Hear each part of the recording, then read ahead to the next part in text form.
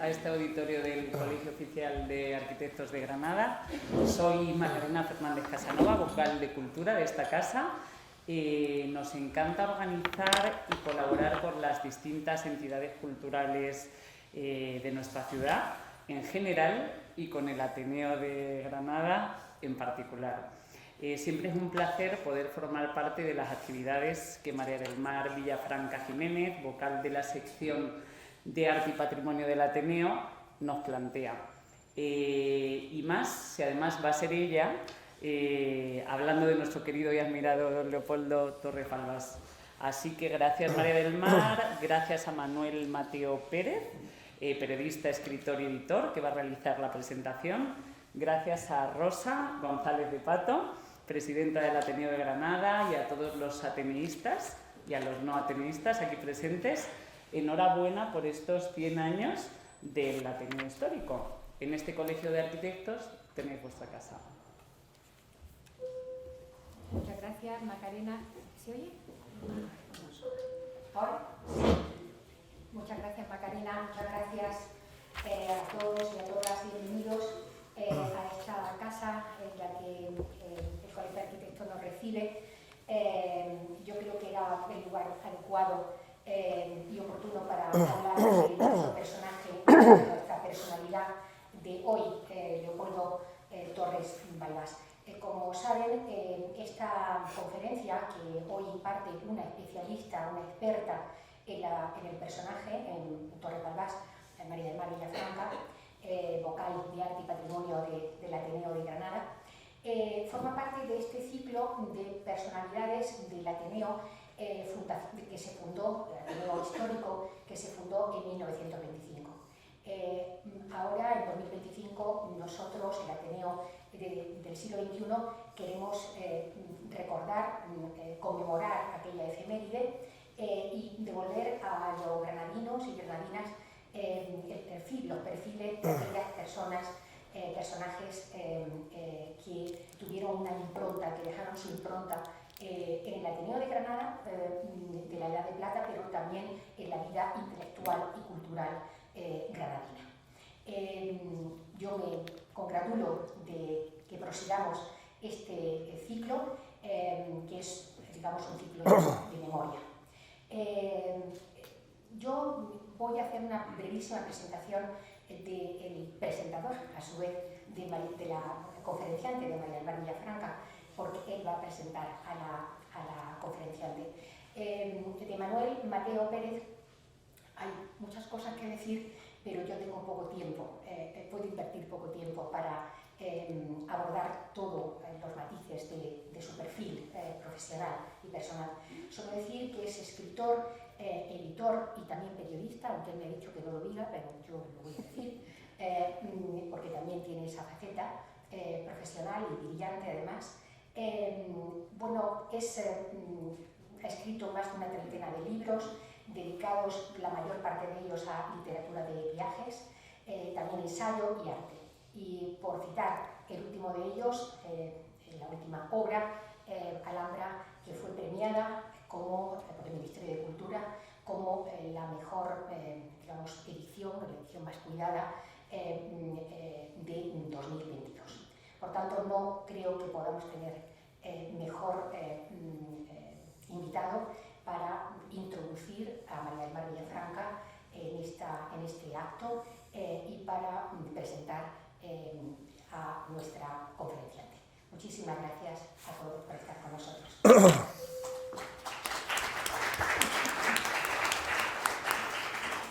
Muchas gracias, bienvenidos. Es un placer estar en Granada. Uno busca excusas para venir a la ciudad que más ama y la de esta tarde-noche es especialmente emotiva y emocionante para mí. Les advierto por lo pronto que voy a ser provocador y controvertido. Y por eso apelo a su benevolencia, a su espíritu crítico y a las anchas miras de nuestro distinguido auditorio. Lo diré desde un principio. La Alhambra que hoy conocemos, la Alhambra que hoy disfrutamos, es la herencia del talento restaurador del arquitecto don Leopoldo Torres Balbás, uno de los intelectuales más reconocidos de la primera mitad del pasado siglo, padre del monumento moderno, conservador científico, primer gestor de las visitas públicas ordenadas. Pero también es herencia directa de la profesora, investigadora y gestora que hoy tengo el honor de presentar en el marco de las actividades conmemorativas del centenario del Ateneo de Granada. Si don Leopoldo Torres Balbás es el padre de la Alhambra moderna, yo tengo escrito que María del Mar Villafranca es la madre de la Alhambra contemporánea. Y esta ciudad no ha hecho justicia aún con ninguno de estos dos personajes. España es un país cicatero. Maltrata a los más dignos hijos que aún tiene vivos y entierra con toda suerte de pomposidad a aquellos que ya no están y que por lo tanto no pueden reprochar la aspereza de la que fueron objeto cuando aún estaban entre nosotros. Andalucía bebe de esa misma suerte, pero en Granada el reconocimiento, el orgullo, el respaldo, el homenaje a sus mejores hijos e hijas aún tarda más en llegar. Yo soy de Jaén, que es la tierra que hizo más habitable esta ciudad, y considero la Alhambra la mujer de mi vida. Con esa prudencial distancia que me da no haber nacido aquí, he vivido Granada con la intensidad de un rendido enamorado. La he leído y estudiado sin descanso. Le he escrito toda fortuna de pregones. La he paseado a todas horas. He salido de ella con la melancolía paralizadora que producen las ciudades que te subyugan para siempre. Y he regresado saboreando la víspera que, además de la esdrújula más bella, constituye la efímera felicidad de la que están hechos nuestros mejores momentos. Este país, esta región, esta ciudad de minorías, arrastra severas deudas. Las tiene con don Leopoldo y las tiene con María del Mar Villafranca. Por eso esta conferencia es un acto de justicia poética, porque quien glosa al arquitecto que entre 1923 y 1936 cambió para siempre el rictus del más bello monumento del mundo, es la misma señora que dentro de unas décadas, esperemos que sean muchas, recibirá el reconocimiento y el homenaje que hoy habría merecido. Vuelvo a apelar a su benevolencia. Ustedes me perdonarán, pero esta tarde ejerzo de profeta y de demiurgo. Los años que María del Mar Villafranca estuvo al frente del patronato de la Alhambra y el Generalife cambiaron el presente y encauzaron el futuro del monumento. En sus 11 años de gobierno, la Alhambra fue objeto de una lectura de una modernidad inédita, de una gestión brillante, andamiada desde la intelectualidad y la insobornable honestidad que caracterizan a nuestra conferenciante de esta tarde. En aquella larga década de obsesivo trabajo que me dio entre 2004 y 2015, María del Mar Villafranca no solo lideró el plan director que aún ilumina el gobierno de nuestro primer monumento, no solo dirigió y coordinó el proyecto de restauración del Patio de los Leones, pontificado hoy día en los más selectos debates de la restauración moderna. No solo reordenó el día a día del monumento, su visita pública, su proyección mediática, sus ambiciosos proyectos de estudio, investigación, innovación y desarrollo. No solo hizo de la Alhambra un lugar planetario, referencia cultural y artística de prestigio internacional gracias a las exposiciones temporales, muchas de ellas, por cierto, comisariadas por ella. María del Mar Villafranca, además de todo eso, creó una narrativa, una gramática que aún pervive en el monumento, una proyección de presente y futuro, una relectura inédita hasta entonces que está al alcance, créanme, de las personalidades más brillantes. Recuerden esto los más jóvenes que están hoy en esta sala, cuando los abuelitos como yo ya no estemos y se rindan los homenajes merecidos. No voy a extenderme mucho más. Ustedes conocen a nuestra conferenciante de hoy. Es historiadora del arte, alcanzó su doctorado por el análisis crítico que hizo de los museos de esta ciudad y fue directora general de instituciones del patrimonio histórico de la Consejería de Cultura de la Junta de Andalucía. Fíjense, hace unos días presentábamos nuestra última tinta blanca en el Museo Picasso Málaga y los funcionarios más antiguos del lugar, cuando presentábamos la última obra que hemos editado en nuestra editorial, escrita por Rafael Porra e ilustrada por el arquitecto Salvador Moreno Peralta, los funcionarios más antiguos, recordaban algo que hoy me enorgullece traer a esta tarde, que el Museo Picasso Málaga había sido la obsesión de 3 señoras, de Carmen Calvo, de Carmen Jiménez y de María del Mar Villafranca. Sin ellas 3, esa realidad feliz que hoy ilumina la capital de Málaga no sería una realidad. Hace años, por cierto, en 2018, y esto entronca directamente con el protagonista de la tarde, María del Mar Villafranca fue becaria de la Academia Española en Roma. Mi querido Juan Domingo Santos, otra de esas extraordinarias personalidades que Granada posee, no me dejará mentir cuando recuerde cómo fuimos recibidos aquellos días en la colina del Gianicolo, gracias a la influencia de nuestra común amiga. Nos hospedaron en los apartamentos principales de la Academia, a escasos 10 metros del Tempeto de Ramante, del kilómetro 0 del Renacimiento. Así se la gasta nuestra conferenciante de esta tarde. No quiero olvidar que María del Mar Villafranca es la gestora cultural que ha recuperado, por cierto, la memoria de Mariano Fortuny Madrazo y que está detrás de algunos de los proyectos culturales y artísticos más importantes de cuantos se están poniendo en pie en Andalucía y en España hoy día. No quiero acabar tampoco sin dejar constancia de mi admiración por el Ateneo de Granada, por su presidenta, por Rosa González de Pato, y por Macarena Fernández Casanova, que ejerce su generosa anfitrionía. Este último miércoles de noviembre se dirige a todos ustedes una de las personalidades más brillantes que Granada posee. Hablará de otra personalidad extraordinaria. Le ruego un aplauso muy fuerte para María del Mar Villafranca y para don Leopoldo Torres Balbás.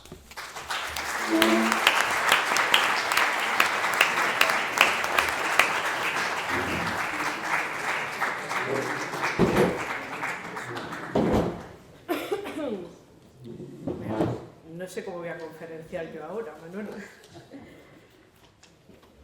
Es verdad que es una tarde emocionante, no solo por tus palabras, a las que agradezco, por supuesto, a Macarena Fernández Casanova y a Rosa, que me han precedido en la palabra, y sobre todo porque para mí es también muy emocionante poder hablar de don Leopoldo Torres Balbás. No solo porque fue y se le conoce como el arquitecto conservador de la Alhambra, el padre de la Alhambra moderna, como tú has dicho, sino también porque fue miembro de esa primera junta directiva del Ateneo Histórico y formó parte como vocal de la sección de arte que presidía José María Rodríguez Acosta, otro gran granadino, pintor y viajero, y Gabriel Morcillo. Vamos a hablar de ellos esta tarde. Por lo tanto, muchísimas gracias de corazón por esta presentación que sin duda no merezco. Voy a contarles muchas cosas. Es verdad que, a diferencia de en otras ocasiones que he hablado de Torres Balbás, no voy a profundizar en aspectos demasiado arquitectónicos, porque quizás lo que quiero esta tarde entrelazar es esa red de una cierta fraternidad intelectual que hablaba yo cuando presentábamos las actividades del Ateneo Histórico, que se establece en esa edad de plata de la Granada, que fue esos años 20 y 30, incluida la época de la República. Y bien, a ver si yo me aclaro. Yo no soy una especialista como tal sobre Leopoldo Torres Balbás. Es verdad que cruzó mi camino cuando estaba haciendo la tesis doctoral y en la que me encontré a Torres Balbás entrelazado con una cantidad de información y de otros intelectuales y por lo tanto pude tener la oportunidad de ver cómo se preocupó, en este caso del Museo de la Alhambra, que es el que con más protagonismo, pero también lo vimos ayudando a a Antonio Gallego Burín, incluso tiene algunos planos de la Casa de Castril, además de la Casa de Bastino. Aquí hay una selección de sus principales especialistas, ellos sí, el profesor Carlos Vilches, que fue el primero que recopiló la obra de Leopoldo Torres Balbás en la Alhambra, también Francisco Javier Gallego Roca, que hizo el epistolario casi por las mismas fechas, entre Torres Balbás y su abuelo, Gallego Burín.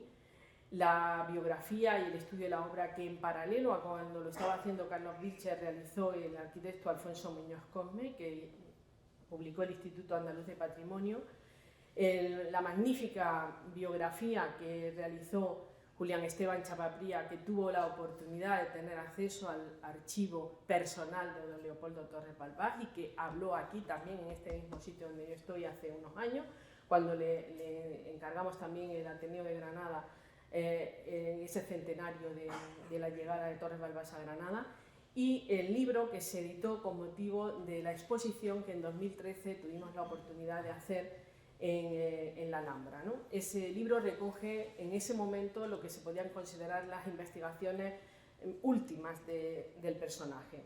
Con posterioridad o en paralelo también hay otras obras, Cuadernos de la Alhambra. El número 25 se dedicó a unas jornadas que tuvieron lugar justo en el centenario de Torres Balbás y recientemente en el 52 se ha publicado también unas conferencias que tuvieron lugar en el Patronato de la Alhambra con motivo de ese centenario de la llegada de Torres Balbás.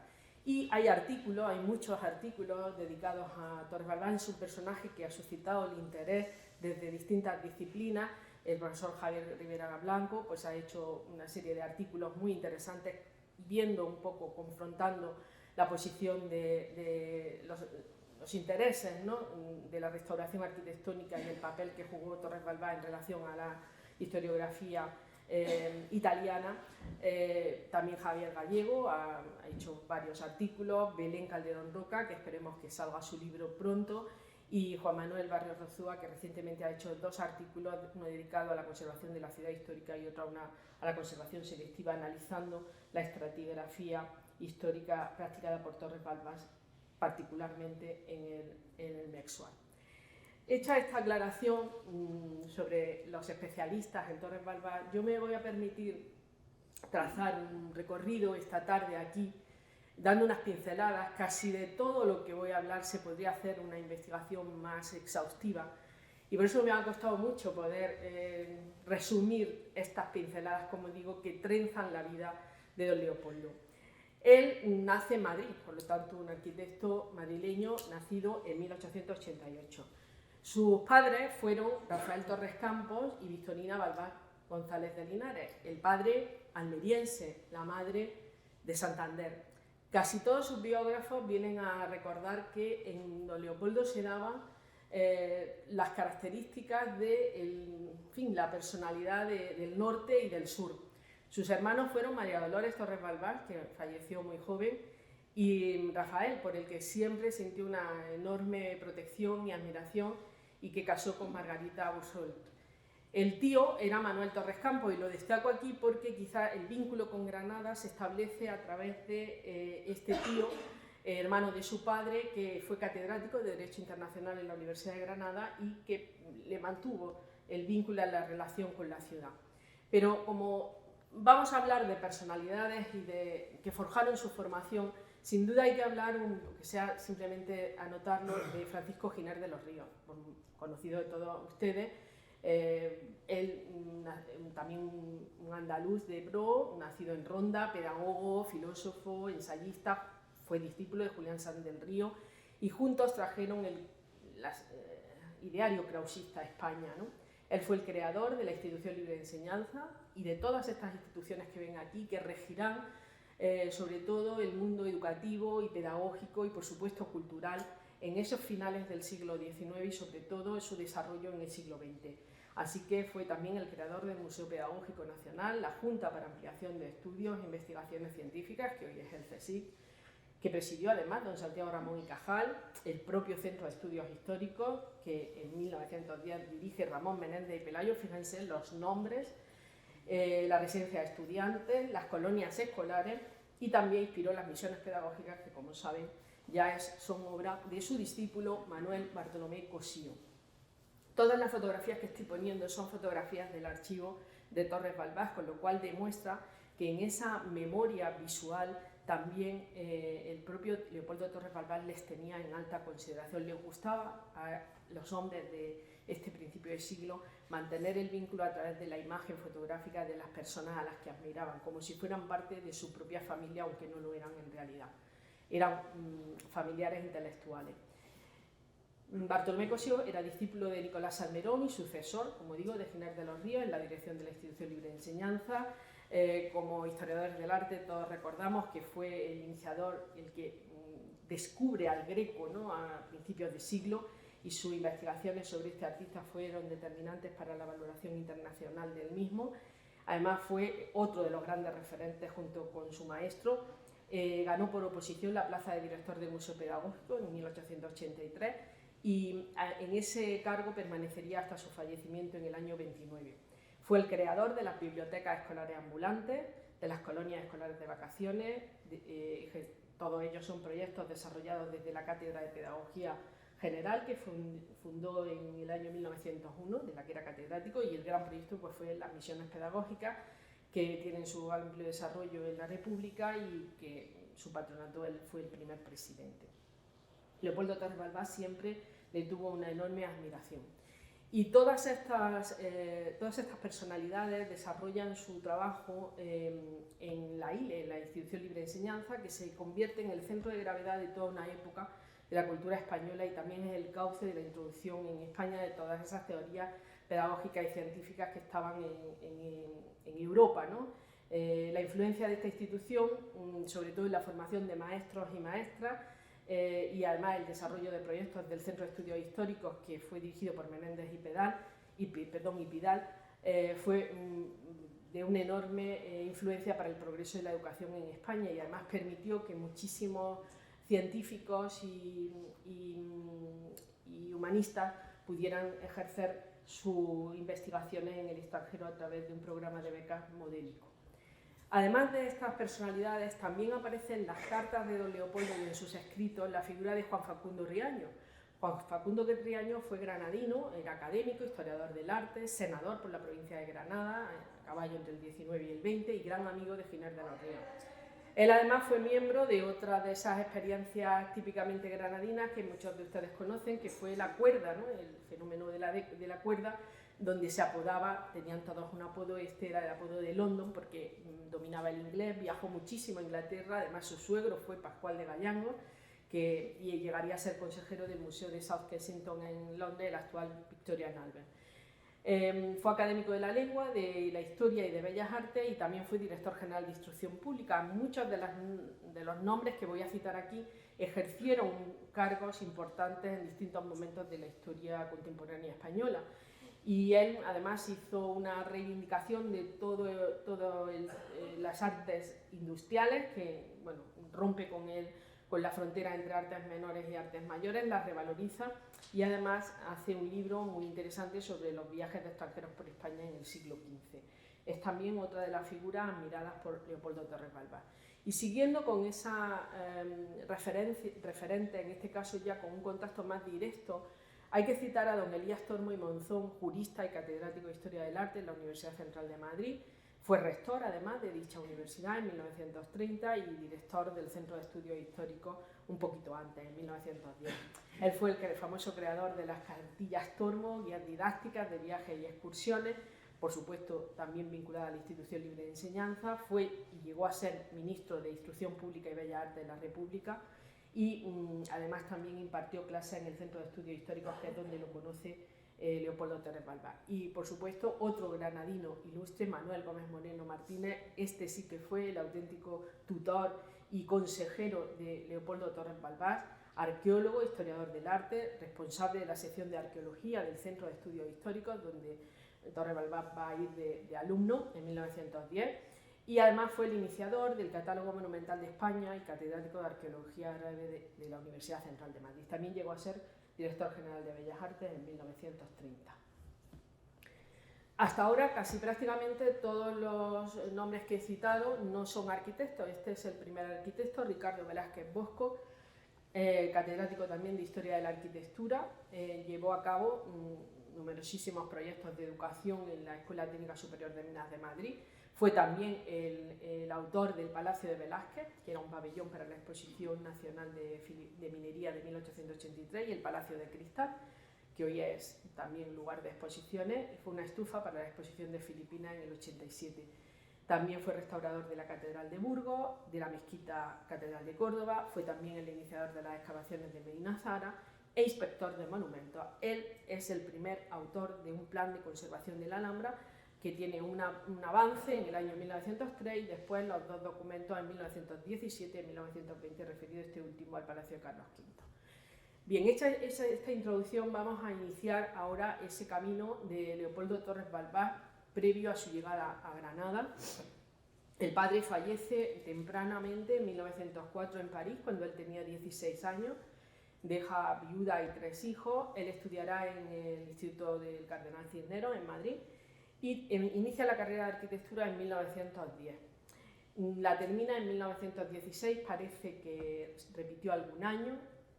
Yo desde luego me fío de la cronología de Julián Esteban Chavarría. Y en el mismo año que empieza la carrera se matricula en el Centro de Estudios Históricos, dependiente de esa Junta de Ampliación de Estudios que decía, donde se formará en Arqueología con don Manuel Gómez Moreno. Y en Arte con don Elías Tormo. Por lo tanto, tenemos a un arquitecto que, por otro lado, está muy interesado en la arqueología y en la historia del arte. En 1916 va a ganar un premio promovido por la sección de arquitectura del Círculo de Bellas Artes de Madrid, y en el 23, un poquito antes de llegar a Granada, ganará el premio del concurso Charro Hidalgo, que es un concurso que convocaba el Ateneo de Madrid, con un trabajo dedicado a la arquitectura popular. Y llamo la atención porque es el primero que se interesa sobre la arquitectura popular como un ámbito en el que podemos estudiar o se puede estudiar y sacar ideas para la renovación de la arquitectura contemporánea.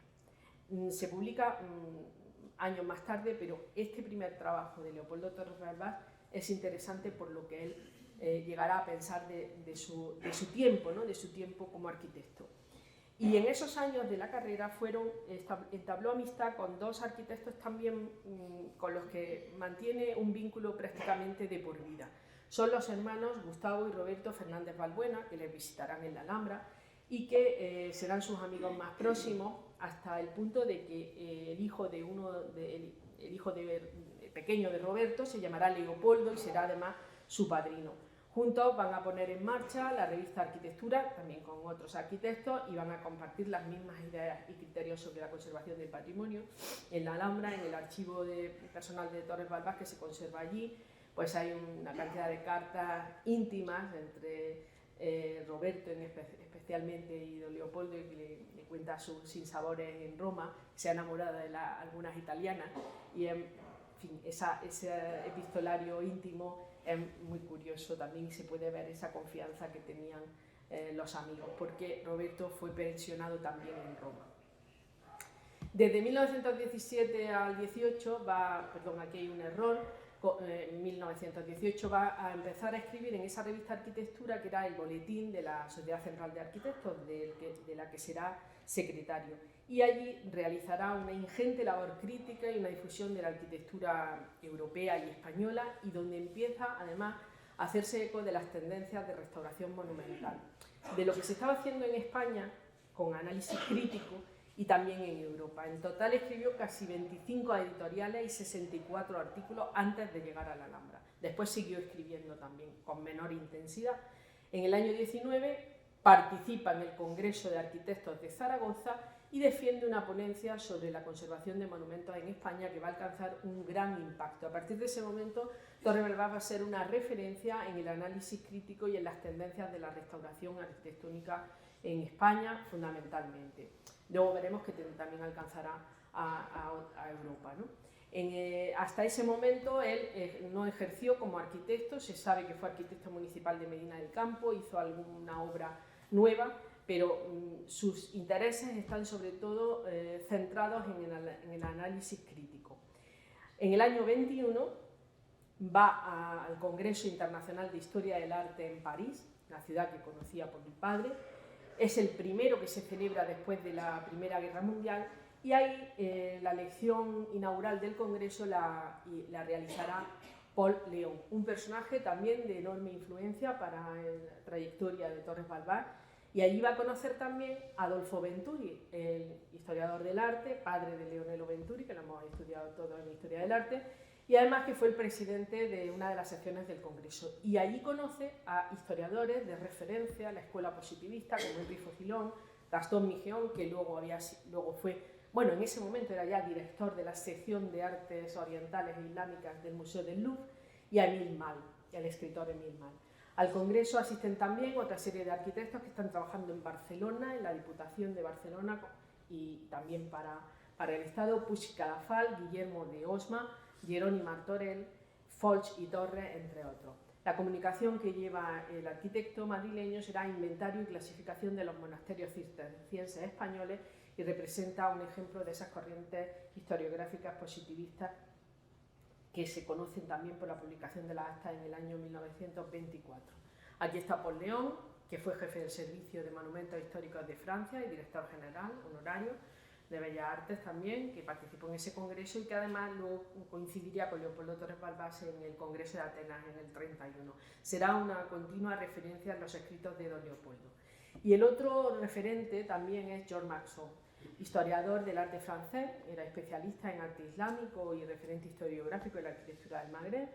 Ambos, cuando se conocen, él era director del Museo de Antigüedades y de Arte Musulmán de Argel, y mantuvieron una relación continua desde prácticamente que se conocen. De hecho, él le visita varias veces en la Alhambra, cuando Torres Balbás es director de conservación de la Alhambra, y tuvieron siempre un respeto y admiración mutua, según se deduce de las cartas, siempre con el tratamiento de usted, como todos los de la época, y hasta el punto que en el año 59, ya tardíamente, Georges Marchand preparará la investidura y realizará la laudatio de su candidatura de honoris causa a la Universidad de Argel. Y quiero detenerme en este texto, que lo voy a leer, si me lo permiten, porque hay un interés porque en esta charla transmitir una idea importante de don Leopoldo, que la deja manifiestamente clara en este texto ya en 1918, que es la de ser un hombre de su tiempo, de muy antigua y muy moderna, sí. Muy antigua en cuanto que la arquitectura es un arte social de evolución lenta, y cada raza, cada pueblo ha ido moldeándola durante centenares de años según su peculiar espíritu. Muy moderna también. No cultivemos un arte de recuerdo, frío, sin alma, tratando de dar vida a un pasado irremediablemente muerto en nombre de un falso casticismo. Seamos de nuestro tiempo, no cerremos el espíritu a ninguna manifestación del arte, por exótica que sea, tal vez pueda fecundar de nuevo, a pesar de su exotismo, la tradición. Acojamos cordialmente las nuevas formas y, huyendo de toda afectación, lo peor en arte, tratemos de expresar la vida plena y totalmente, la vida formada por los sedimentos del pasado y las nuevas aportaciones de un presente en constante transformación. Vivamos apasionada y libremente nuestro tiempo. Creo que en una fecha muy temprana ya deja expresado Leopoldo Torres Balbás cuál va a ser un poco el friso por el que transcurrirán sus ideas, que las irá aplicando. Esto lo publica en la revista Arquitectura en su primer artículo, que se llama titulado ¿Por quién labran los sillares? Y bueno, antes de llegar como arquitecto conservador de la Alhambra, él tiene una relación con Granada previa. En abril de 1904 visita con Giner de los Ríos en un viaje, y en esa correspondencia que se conserva de una excursión a Andalucía, escribe sobre el Generalife y dice: significa esta palabra jardín del arquitecto, está al pie del Cerro del Sol y se llega a él por un camino bordeado de cipreses. En una de las salas hay una gran vista sobre la Vega y varios retratos de los reyes de España. Hace una alusión al emplazamiento, a la naturaleza, a la condición del lugar, lo que se ve, y por supuesto también a su relación con la historia, ¿no?, de ese sitio, con los retratos de los reyes de España. Bien, en 1911 vuelve a visitar Granada, en esta ocasión en una excursión del Centro de Estudios Históricos con Manuel Gómez Moreno, una excursión, Y luego en el 18 viene al funeral de su tío, Manuel Torres Campos, que era catedrático, como he dicho antes, de Derecho Internacional. Y ya pasamos al momento en el que toma posesión de su cargo de arquitecto conservador de la Alhambra por Real Orden de 20 de marzo, aunque el acto en sí tiene lugar en abril de ese año. Tenía 34 años y aquí tenemos el documento de ese nombramiento. Él viene sobre todo con una formación, como ya he explicado antes, pero sobre todo con dos referentes claros, en este caso para el tema de la Alhambra. Por un lado, Ricardo Velázquez Bosco, que había muerto poquitos meses antes de tomar posesión y que sin duda influyó en su nombramiento, y don Manuel Gómez Moreno Martínez, que será su consejero, al que le consulta prácticamente todo, no hay nada más que leer las cartas y las cosas que también el propio don Manuel le dice a Leopoldo Torres Balbás. Y hay que hablar de Modesto Cendoya. He utilizado el cuadro que tiene en propiedad el Colegio de Arquitectos de Granada. Don Modesto Cendoya era el antecesor de Leopoldo Torres Balbás y era un arquitecto que vino de Navarra, era arquitecto municipal de Granada, fue conservador de la Alhambra entre 1907 y 1923, un periodo importante, y él había llegado a la ciudad después de que se produjeran los terremotos de Alhama para todo el proceso de reconstrucción en la provincia. Se asentó en la ciudad, se relacionó con toda la élite burguesa, los que se enriquecieron con el negocio del azúcar. A él se debe el trazado de la calle de la Gran Vía, también el Castillo del Árchar, el Hotel Alhambra Palace. Es decir, era un hombre perfectamente asentado en la ciudad y que además, como director de obras de conservación de la Alhambra, que había sustituido a Mariano Contreras, el último de la saga de los Contreras, sus trabajos fueron tremendamente controvertidos. Parece que no atendía a ninguna orden de la superioridad. Se creó un patronato en 1914 para, estoy contándolo muy sutil, o sea, muy simplificadamente, ¿no?, para poder controlarlo, a la redundancia, a través de Guillermo de Osma. Logra que dimita en pleno todo ese patronato y al final pues era una persona que tenía un enorme tesón. Yo creo que no se le ha hecho tampoco justicia al trabajo que Cendoya hizo en la Alhambra. Quizá a lo mejor no fue lo riguroso, lo planificador y lo ordenado que debía de haber sido, pero en cualquier caso su búsqueda de esa Alhambra anterior, ¿no?, a la heredada por los Reyes Católicos, pues le había llevado a que hiciera un trabajo muy desordenado, lleno de excavaciones, que le llamaban escarpaciones, ¿no?, desde un punto de vista también humorístico. Pero hay una cuestión que afecta a Leopoldo Torres Balbás en esta llegada, no porque sustituye a cualquier persona, sino porque además el arquitecto anterior, Cendoya, hace una auténtica resistencia a irse del cargo y la ejerce de un modo muy sutil en lo más personal, y es no abandonando la casa que le correspondía al cargo. Esta casa junto a la Puerta del Vino no fue abandonada por don Leopoldo después de insistentes peticiones del ministerio, hasta casi un año después, no llegó al año. Mientras tanto, claro, Torres Balbás tuvo que alojarse en el Hotel Washington Irving para poder seguir ejerciendo, para poder iniciar sus labores y ejercer el trabajo, ¿no? Con lo cual tardó casi un año, como si dijéramos, en asentarse en un lugar, ¿no? He intentado dividir, y ese va a ser el hilo conductor, la labor de don Leopoldo Torres Balbás en la Alhambra en estos periodos. Hay 3 periodos, la segunda etapa sería más amplia. La primera va de 1923 al 26, que también es nombrado en esa fecha vocal de la Comisión de Monumentos de Granada, y otra manera de poder entablar relaciones con algunos de los ateneístas. La segunda etapa, que tiene un primer periodo entre el 27 y el 29, fecha esta última en la que es nombrado arquitecto de la sexta zona, que engloba varias provincias, no solo Granada, sino también Málaga, Jaén, Almería, parte de Murcia y parte de Albacete y algo de Alicante. Y el segundo periodo, que va del 29 al 31, donde don Leopoldo gana la cátedra de Historia de la Arquitectura y de las Artes Plásticas de la Escuela Superior de Arquitectura de Madrid. Ya tiene organizado el equipo en la Alhambra y vendrá aproximadamente una vez al mes. En esa etapa, del 31 al 36, él ya ha organizado ese equipo y tendrá que viajar además por el resto de las provincias, que como he dicho es un amplio territorio. Como he dicho, no voy a entrar en profundidad en aspectos que son muy conocidos de la obra de Leopoldo Torres Balbás, pero sí por lo menos para que tengan ustedes una idea clara, ¿no?, de esta Alhambra que se encuentra Leopoldo Torres Balbás a punto de arruinarse, ¿no? La Galería y Patio de Machuca, el Patio del Harén y el Palacio del Pórtico del Partal estaban en este estado, un estado en el que pues se había demorado demasiado, no por falta de saber cómo se acometerían, puesto que Ricardo Velázquez Bosco ya había dejado esa planificación llevada a cabo y nada más que había que ejecutarla, sino fundamentalmente por una cuestión también económica y de falta de decisión, ¿no?, de tesón. En este caso, Torres Balbás llega con muchas ganas, se pone manos a la obra, no sin ciertas dificultades, pero logra en 3 años prácticamente rehabilitar el Patio de Machuca. Esta es una fotografía. Todas estas fotografías son fotografías del archivo personal de Torres Balbás. Por eso no tienen la calidad exacta que debiera de ser, no están retocadas. He querido poner así también para darle mayor autenticidad a las imágenes. En este caso vemos el Patio de Machuca en esa primera formulación que él hace, plantando cipreses, ya empieza a utilizar el verde, pero todavía no de un modo arquitectónico, como lo hará después de su viaje a Italia. El Palacio del Pórtico del Partal, que también recuperará el estanque y hará toda esa...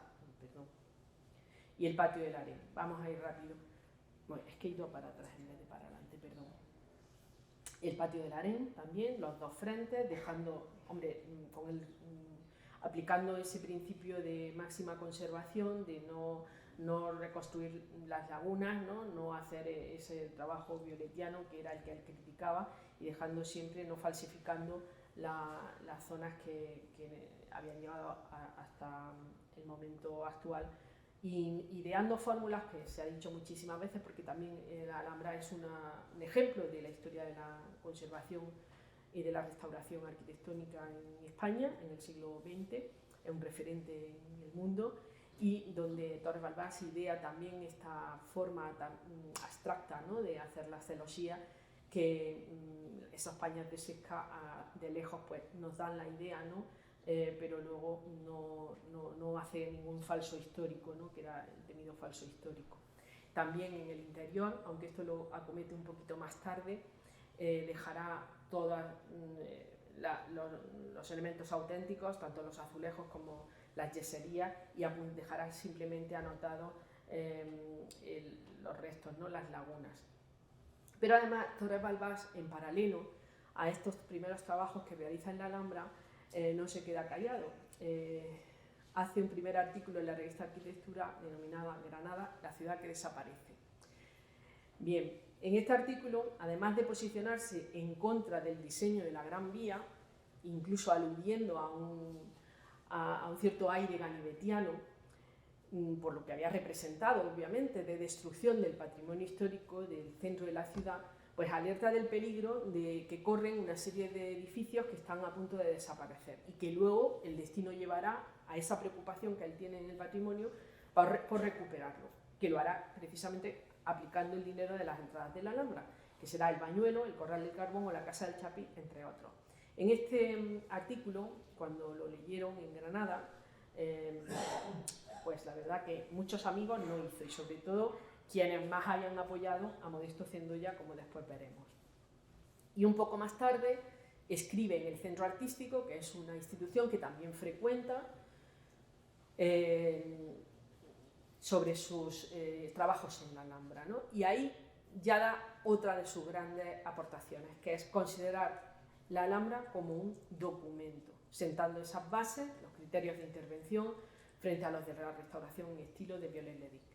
Él también realiza una crítica de la Alhambra restaurada hasta su llegada, es decir, que al final pues, hace una lectura crítica valiente de todos los métodos que se habían utilizado hasta su llegada, poco científicos, según su opinión, y deja constancia de cómo ha comenzado a actuar en la Alhambra detallando la labor sobre todo en la Torre de las Damas y los criterios que ha utilizado. Esto pone de manifiesto algo que va a ser característico también del trabajo de Torres Balbás, que es su transparencia. Él al final difunde lo que se está haciendo porque cree en la pedagogía y en el valor social del patrimonio. Y efectivamente, a través de todos estos escritos y otros más, va a ir dando cuenta paulatinamente de su trabajo en primera persona. Pero además de los trabajos en la Alhambra, también acomete la dirección de obras de otro de los grandes edificios que se van a hacer en el final de la Gran Vía, que es el edificio de la Escuela Normal de Maestros, actual sede de la Delegación de Gobierno de la Junta de Andalucía y de la Delegación Territorial de Educación, que es una obra de su maestro y amigo Antonio Flores Urdapilleta. Esta obra se prolongó durante varios años y en ella pues, se va a colaborar con otro ilustre ateneísta, que fue don Hermenegildo Lang, como veremos, quien diseñará todo el mobiliario y el acondicionamiento de la Escuela Normal para su uso educativo. Y el vínculo que encontramos del Ateneo, aparte de formar parte de su primera junta directiva, la primera actividad que desarrolla el Ateneo Histórico fue precisamente la conferencia que dio Federico García Lorca en la primera sede del Ateneo, que fue la Casa de la Calle Varela número 6, cuyo acondicionamiento también sabemos que llevó a cabo Hermenegildo Lang, y que versó sobre Góngora, ¿no? Sobre la labor poética de don Luis de Góngora, que tanto influiría en la generación del 27. Y bueno, viendo las personalidades que hay aquí, no sé si se ve la mano, no, aquí está don Leopoldo Torres Balbás. Está tapado con este personaje del principio, pero ahí está don Leopoldo. Luego don Leopoldo asistió a esa primera actividad importante del Ateneo de Granada, como vocal de su junta directiva que era, y bueno, pues participaría, ¿no? Por el libro que tenemos del Ateneo, muy bien redactado por José Vallejo, sabemos que también propuso algunas actividades en estos primeros años del Ateneo de Granada, como fue un concurso de dibujo y fotografía sobre los pilares y fuentes de Granada. Incluso las bases se lograron publicar en el Defensor de Granada, pero ignoramos si eso al final tuvo alguna trayectoria o no. En cualquier caso, ese interés por esos elementos característicos de la arquitectura granadina y que se estaban perdiendo o traficando en el mercado de antigüedades, pues él años más tarde publicaría un artículo sobre este tema en la revista Arquitectura. Bueno. Y también en el año 26, en diciembre de 1926, atendería a otro importante historiador del arte, don Andrés Ovejero Bustamante, que es invitado por Antonio Gallego Burín a dar una conferencia en el Ateneo de Granada, y viene aprovechando un viaje de estudio de los alumnos de la Escuela Central de la Universidad Central de Madrid. Se sabe también por las noticias del Defensor de Granada que se habló sobre Navarrete el Mudo y sobre Palomino el Basarí español, y además en esa fotografía que publica la revista Reflejos vemos a el profesor Ovejero, aquí a la izquierda, al lado de don Manuel Gómez Moreno, y al otro extremo don Elías Tormo, con lo cual el Ateneo de Granada se vio honrado con estas notables figuras, como casi todo el programa cultural que desarrolló en estos años de la Edad de Plata. Ahí tenemos la fotografía en la Alhambra, donde curiosamente dominan las damas. Y también conocerá a una joven granadina de buena familia, Josefina Márquez Yanguar, y se casa con ella después de 8 meses de noviazgo. Sus responsables se publican también en la revista de la época. Aquí vemos a la izquierda cómo se trata la boda en la revista Reflejos, y también nos cuentan que se casó en la Basílica de las Angustias y que el banquete tuvo lugar en el Hotel Alhambra Palace. Tuvieron un hijo, Rafael Torres Campos, que tuvimos la suerte de conocer, un único hijo. Después se divorciaría, siendo Leopoldo Torres Balbás uno de los primeros en divorciarse. Y en el año 26 decimos que hace como un alto en su trabajo, después de acometer esas obras llamaríamos hoy de emergencia, y decide solicitar una beca de la Junta de Ampliación de Estudios para visitar las obras que se estaban haciendo en Italia. Italia siempre va a ser el referente de la restauración de monumentos, junto también con Francia, por supuesto, y en esas notas manuscritas, donde don Leopoldo hace el borrador para solicitar esa beca, cuenta cuál es su propósito, y el propósito es precisamente ese, el de estudiar los monumentos que se están restaurando en ese momento en Italia. Este trabajo va a salir pronto porque ha sido parte de la investigación que realicé en Roma y estoy terminándola. Y voy solamente a decir que el itinerario pues, transcurrió en tren. Este es un mapa de ferrocarriles que usó don Leopoldo, y donde he señalado pues, esos hitos. De Granada viajó a Madrid y Barcelona, después visitó el Palacio de los Papas de Aviñón, visitó Génova, Pisa, Roma, Ostia Antica, Nápoles, vuelta a Roma, Florencia, Bolonia, Ferrara, Venecia, Milán, Toulouse y después vuelta a Madrid y Granada. En un mes, él había solicitado la beca por 2 meses, finalmente le conceden menos dinero del que había pedido, 725 pesetas al mes, por lo tanto tiene que reducirlo, y el viaje lo hace entre abril y mayo de 1926. Estas son las únicas 4 fotografías que se conservan del viaje, probablemente hubo más, pero también las vicisitudes del estudio de Leopoldo en la calle Viriato en Madrid y las pérdidas que haya podido tener las mudanzas, pues han hecho que solamente se conserven esas 4 imágenes del viaje en la plaza de San Marcos de Venecia, en la casa de los Betti en Nápoles, en una calle de Génova, y luego a doña Josefina probablemente o bien en el Foro o en Pompeya, no se sabe exactamente en qué lugar, porque le acompañó su esposa. Y en esos encuentros que tiene lugar en Italia, contactará con Adolfo Venturi. Lo sabemos porque en la biblioteca de Adolfo Venturi están prácticamente todas las publicaciones de Leopoldo Torres Balbás dedicadas, y también hay cartas en la Universidad de Pisa donde se conserva el archivo de Adolfo Venturi. Son todo correspondencia muy formal. Antonio Muñoz, que sería el que verdaderamente le atiende en Roma, le da un permiso especial para poder visitar el foro, estudiarlo, y le acompaña a la restauración de Santa Sabina en Roma, y también en San Giorgio en Velabro. Gustavo Giovannoni, el creador de la primera escuela de arquitectura en Italia, ahora me referiré a él, y Vittorio Spinazzola, que era el autor de las primeras excavaciones científicas con metodología científica en Nápoles.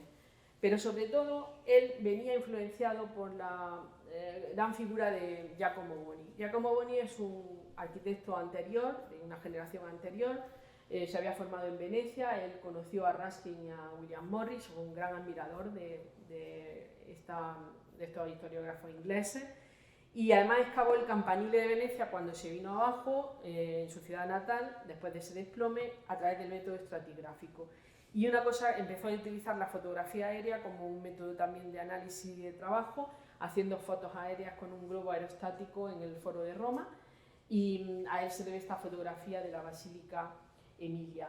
Giacomo Boni, del que no puedo dedicarle más tiempo, solamente una referencia, él inicia ese concepto de parque arqueológico para ser visitado, con unos recorridos también en los que la naturaleza, los restos antiguos, las reconstrucciones filológicas y las recreaciones y su difusión tienden a fusionarse armónicamente, hasta el punto de que hoy en día prácticamente el Foro Romano se debe a él, a su planificación, ¿no?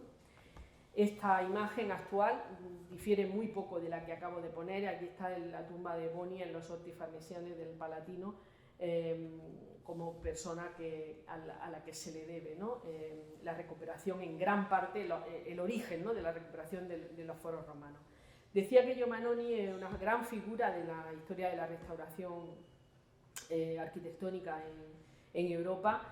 Su archivo personal se conserva en el Palazzo Crescenti, en el Centro de Estudios para la Historia de la Arquitectura. Es un archivo privado de muy difícil acceso, y ahí en ese archivo se conservan las cartas que intercambiaron Leopoldo Torres Balbás y Gustavo Giovannoni. Para Javier Rivera, no le parece importante esa relación. Yo considero que sí, que fue importante porque dentro del respeto y de la admiración que se tenían mutuamente, Giovannoni era una persona bastante poco accesible, y el hecho de pedirle que publicara en la revista Palladio al propio Leopoldo Torres Balbás ya da la dimensión de la admiración que sentía, ¿no?, por el arquitecto español. Decía que Antonio Muñoz fue su gran anfitrión, él era el superintendente de Roma, en el directorio. Él acompañó, bueno, era el que acompañaba a las visitas tanto al rey Vittorio Emanuele, que está en San Giorgio en Velabro, o en el Foro Boario, que está aquí a la izquierda, y fue el autor de una gran parte de las restauraciones del centro de Roma, de toda esa zona del foro, de los foros imperiales, de la avenida de los foros imperiales, y una persona que, aunque estuvo al servicio de Mussolini, pero sin duda fue el gran hacedor del viaje de Leopoldo Torres Balbás. Él viajó a Italia con este libro, la zona arqueológica de Roma, lo manejó. Hay anotaciones, este es el libro que tiene Torres Balbás, hay anotaciones del propio Torres Balbás sobre aquellos aspectos que le parecían interesantes. Y él va a analizar esa arqueología de la ciudad guiado por Giuseppe Lugli, que fue el autor de este libro, publicado en 1924, y que tenía unos planos desplegables que, con todos los hallazgos de los últimos años, los principales hallazgos arqueológicos, y donde se podía entender y comprender a través de estos planos los distintos foros, ¿no?, y las ampliaciones de los foros. Yo me he permitido aquí traer un esquema para ilustrar esta idea. Y luego algo que va a ser muy importante para Leopoldo Torres Balbás, que aprende en Italia, aunque esta obra es un poquito posterior, pero ya en las conversaciones con Antonio Muñoz y con el uso del verde como material de restauración o arquitectónico, él pondrá en marcha, me refiero a Antonio Muñoz, en el templo de Venus y Roma. Hoy ya este templo no se puede ver así porque no se ha mantenido ese criterio, pero sí que lo hará Torres Balbás en las intervenciones que llevará a cabo a partir de 1926 en la Alhambra. Aquí he intentado sintetizar algunas de esas ideas, ¿no?, esas transferencias que él aprende en Italia o bien ya trae, como fue la introducción de herramientas de gestión como el diario de obra y la fotografía, ¿no?, para ayudarle a tomar registro de todo lo que se hacía, los estudios previos en archivo y bibliografía. Ese concepto de estudio previo es muy novedoso. Las memorias de Torres Balbás son verdaderos estudios previos de investigación histórica y arqueológica. Las excavaciones con una metodología que pudiéramos llamar precientífica, no como las de hoy, pero apuntando ya formas estratigráficas. Luego las expropiaciones de propiedades privadas, en este caso controladas, no de un modo aleatorio o caprichoso, lo veremos en la propia Alhambra. Las consolidaciones estructurales para que no se pierdan los elementos portantes de las obras arquitectónicas, la incorporación de las áreas arqueológicas en los monumentos, la consideración, ya lo he dicho antes, del monumento como documento, el concepto urbano de los monumentos, las soluciones vegetales, decía, la valoración del agua, muy importante en la Alhambra. Este es lo primero que hace Leopoldo Torres Balbás, ver las conducciones, estudiar cómo llegaba el agua a la Alhambra, entendiendo desde el primer momento que era un elemento esencial para comprender la arquitectura nazarí. La Alhambra como paisaje cultural, como lugar de emplazamiento, como una topografía propia que al fin y al cabo permite comprender el interior, pero también lo que proyecta al exterior el lugar. Y la difusión de los trabajos siempre, porque ese concepto pedagógico de transparencia, de difundir las ideas como modo de educación, pues también va a estar muy presente. Y el famoso criterio de eclecticismo y flexibilidad, que son las dos palabras que él utilizará para que ese rigor, que muchas veces en la teoría parecía muy radical, pues al final cada monumento, cada parte del mismo es único y por lo tanto debe de tratarse como un monumento único. Por eso decía que era pueril dar reglas generales para la reparación de los monumentos que sirvieran a la par para una construcción romana, un templo visigodo, una iglesia románica, una catedral gótica, un edificio musulmán, un palacio de renacimiento. Lo único útil y sensato es fijar una orientación general, y esta creemos que debe ser la del máximo respeto a la obra antigua, conservando las fases y adiciones posteriores, que tengan interés histórico, arqueológico, artístico, monumental, huyendo lo más posible de añadir nada nuevo y diferenciando siempre lo añadido para que nunca pueda confundirse con la obra antigua, al mismo tiempo que se procura atender el ambiente y el aspecto artístico del edificio reparado. Todas estas ideas están publicadas en la revista Arquitectura en el año 1933 y bueno, esto es un poco más de lo mismo.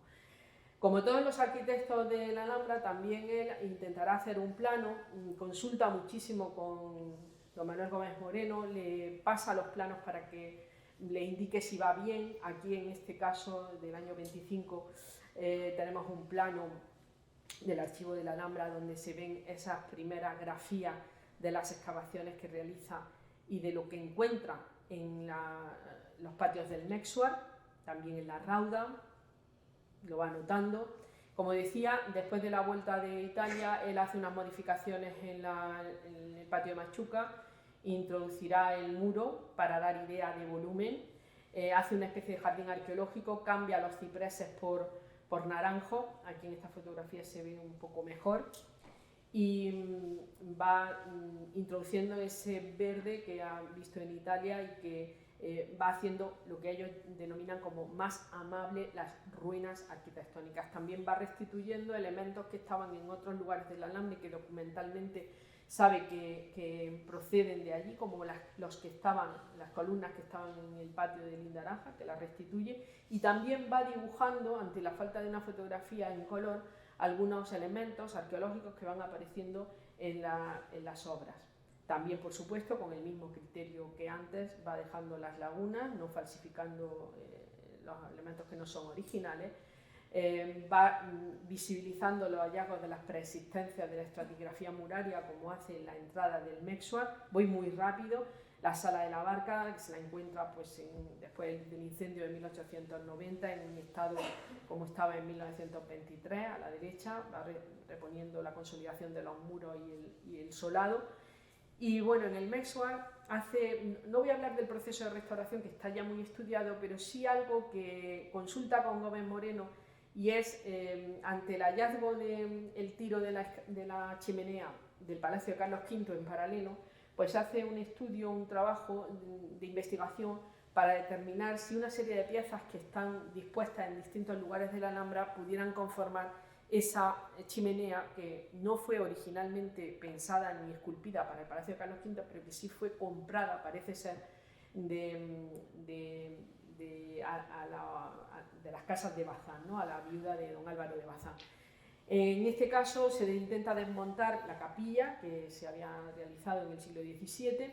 Esa fotografía de arriba es una fotografía también muy interesante de la colección de Carlos Ballesta, porque aparecen las figuras de las ninfas en las dos esquinas, como muestra de ese estudio in situ que el propio Torres Balbás lleva a cabo. Las figuras de las ninfas estaban justo debajo de la Torre de Comares, en una sala que se denominaba así, en unas hornacinas, y curiosamente el esquema o el croquis dibujado por don Manuel Gómez Moreno, que está en el archivo Gómez Moreno, viene a ser la guía que le llevará a Torres Balbás a montar la chimenea en el Palacio de Carlos V, quedando esto lo tiene publicado también el propio Torres Balbás en otra serie de cuestiones que aborda, como por ejemplo en la Puerta de la Justicia, conservando elementos originales, pero también restituyendo otros, las lagunas o la estratigrafía muraria con la conservación de los revocos decorados de distintas épocas. Acomete la excavación del Partal Alto, y estas son fotografías del estado en el que se encontraba también el Palacio de Yusuf III en el 29, y esta fotografía maravillosa del archivo de Luis Marín nos permite poder ver la introducción de esos elementos vegetales nuevos, de la vocación jardinera de Torres Balbás en toda la zona del Partal, y las huertas del Generalife, las huertas de Santa María, donde encontraremos también algunos efectos de la restauración del convento de San Francisco. Esa imagen de área arqueológica o vegetación, elementos vegetales que acompañan, han trasladado una imagen muy icónica de la propia Alhambra, de referencia también de ese ambiente ajardinado destinado a los visitantes, porque no nos olvidemos que las restauraciones de Leopoldo Torres Balbás en la Alhambra también perseguían la visita pública, la experiencia del patrimonio, que eso a veces se olvida.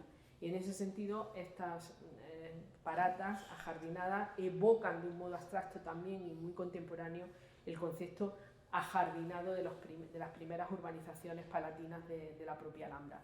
Lo mismo que se preocupa de lo que se ve, también se preocupa del subsuelo, y así acomete toda una serie de limpiezas en las mazmorras y en los silos, descubriendo también muchísimos elementos que luego van a formar parte del Museo de la Alhambra. Y al mismo tiempo va publicando todo, lo mismo que antes había hecho. Aquí tenemos otra publicación en la revista Reflejos del año 27, donde da cuenta de esos trabajos y de la necesidad que se tiene de conservarlo. También, un poquito más tarde, esta vocación de ir publicando se llama la atención de la prensa local. En Mundo Gráfico tenemos una entrevista que le hacen a Leopoldo Torres Balbás. Él no era muy dado a las entrevistas, pero en fin, por aquello de publicitar su trabajo, se deja entrevistar. Esta es una entrevista interesante. Las expropiaciones que decía, es un trabajo muy curioso que hace Torres Balbás. Hoy no creo que, salvo que por razones de conservación, ¿no? Es decir, de que estuvieran a punto de demolerse, pues no se llevarían a cabo, pero en esta época el taller fotográfico de Linares, que es este edificio neoárabe que tienen ustedes a la derecha, estaba ubicado en la placeta de los Álamos y la calle Real de la Alhambra. Además, era el lugar donde se alojaban los pensionados, los pintores pensionados de la residencia de pintores de la Alhambra. Este edificio amenazaba ruinas, fue comprado en 1914 por el Patronato de la Alhambra, en aquel momento presidido por don Guillermo de Osma, y se demolirá en 1928, ya digo, porque por un lado amenazaba ruina, por otro lado rompía la perspectiva de apreciación del Palacio de Carlos V y de Santa María de la Alhambra. En esas expropiaciones también caerá la Fonda de Siete Suelos, que hoy no hubiera sido posible hacer eso, o hubiera tenido otro tipo de intervención, dado que en la Fonda de Siete Suelos es un lugar, lugar histórico, es un lugar donde se habían alojado una gran cantidad de artistas, y en sus jardines pues, han sido dibujados desde Fortuny, Clarín, Renault, es decir, una gran cantidad. También Castelar se alojó allí, dando un meeting que dio en la época de la Primera República. Como vemos en la fotografía de la derecha, una fotografía hecha por Mariano Fortuny, hijo, cuando va a recuperar su propia memoria del lugar de nacimiento, porque ahí en este sitio nace el hijo de Fortuny. También la pensión Alhambra, que se había publicitado en una gran cantidad de postales, pues caerá en esa idea. Y el convento de San Francisco se libró de esta demolición, porque en el documento de Ricardo Velázquez Bosco se establecía que se demoliera. Había sufrido muchísimo con la desamortización, pero en esas nuevas responsabilidades que Torres Balbás asume como arquitecto de la sexta zona, pues acometerá la restauración de este convento, de este ex convento de San Francisco, buscándole siempre una función, un uso, y lo encuentra precisamente en esa recuperación. Aquí lo vemos en esta fotografía también del archivo de Luis Marín, ya recuperado, con las intervenciones. La iglesia no la cubre, se dedica más bien a buscarle una cierta rehabilitación. Porque en un documento se dice que si los restos de la iglesia pueden quedar como monumento conmemorativo, las construcciones aún existentes del convento se prestan admirablemente para instalar en ellas, una vez reparadas, con comodidad e independencia grande, a más de algunos otros organismos culturales que pudieran crearse. La residencia de paisajistas de la Alhambra, que hoy ocupa una casa ruinosa propiedad del Estado, a la entrada de la calle Real, comprada hace años para derribarla, lo que podría hacerse al dar fin la obra del del convento, desapareciendo tan feo edificio y mejorando el aspecto de esa parte del recinto abrumada por una construcción de estilo árabe moderno. En este documento del archivo de Torres Balbás aparece claramente la intención, y así lo hace. Entonces ahí comienza otra colaboración con un ateneísta, que es la colaboración que establece con Gabriel Morcillo. Él era pintor, director de la residencia de pintores paisajistas de la Alhambra, que se instala en el año 22 en esa casa que he dicho, y que, bueno, pues finalmente tras la restauración pues se instalará. Él dispuso en la primera planta, sin compartimentarlo en exceso, las zonas de estudio de pintores en la crujía norte, los dormitorios en la zona oriental y en el sur el salón y comedor de la residencia. Como los planos que se conservan no son muy explícitos, he sacado estos datos de la memoria, que sí que añade alguna información más. Y precisamente con el Ateneo, los pintores residentes de la Alhambra van a tener una colaboración a través de la iniciativa de Gabriel Morcillo, y aquí tenemos una fotografía donde en el año 28 esos pintores exponen en los salones del Ateneo. En este caso creo que ya estaban en los salones que había liberado el Liceo en el Teatro Cervantes. Y a la derecha una fotografía que probablemente esté en el archivo de Gabriel Morcillo, de becarios de la residencia de pintores con su profesor en el centro. La profesora Dolores Caparrós Masé Gonzalo ha estudiado esta iniciativa con todo lujo de detalles, todavía no ha publicado ese trabajo, pero sí me lo dejó leer, y dice que la labor de Gabriel Morcillo en este caso era más de un tutor, no era alguien que les enseñara, sino que ellos ya venían enseñados, quiere decir, eran becarios ya que habían terminado la carrera de Bellas Artes y que sobre todo desde Madrid y desde Valencia venían en una convocatoria pública. Al principio fueron 3, después fueron 6, después fue ampliándose, incluso vinieron de otros lugares de España. Esto se hace de un modo pionero y creíamos que se habían concluido con la Guerra Civil, pero no. Después de que fuera convertido el convento de San Francisco en parador nacional después de la guerra, en el año 40, siguieron manteniendo unas habitaciones los pintores residentes de la Alhambra, y cuando Gabriel Morcillo se jubila será Miguel Rodríguez Acosta el que asumirá esa dirección, que ya tenía en el Carmen de la Fundación Rodríguez Acosta su propia residencia de pintores, ¿no? O sea que hay 2 residencias de pintores. Y la otra colaboración también que quería destacar, en este caso de 2 grandes ateneístas, Gallego Burín y Hermenegildo Lang, que en semanas anteriores han sido magníficamente glosados en sendas conferencias que me han precedido, pues yo quisiera también decir que toda esa representación del Gran Teatro del Mundo, de Calderón de la Barca y de la Entremés de Cervantes, llevada a cabo en junio del 27, al hacerse en la Plaza de los Aljibes de la Alhambra, debió de exigir una logística y una coordinación con Leopoldo Torres Balbás importante, a juzgar también por la luminotecnia que debió de utilizarse, el montaje en sí del propio público, las escenografías y, por supuesto, haciéndole honor a la verdad, Antonio Gallego Burín fue el director